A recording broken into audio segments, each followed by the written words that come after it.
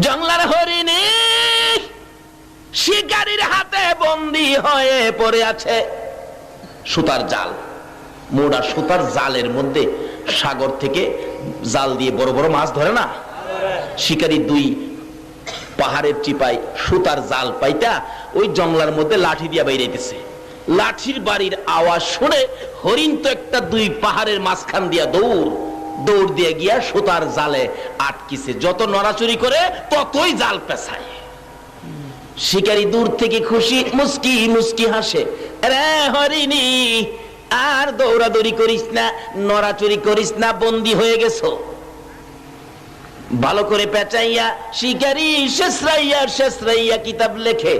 আলগাইতে পারে না ভারী বেশি, হরিণটা মোটা তাজা বেশি ছিল বিদায় শেষরাইয়া নিতেছে।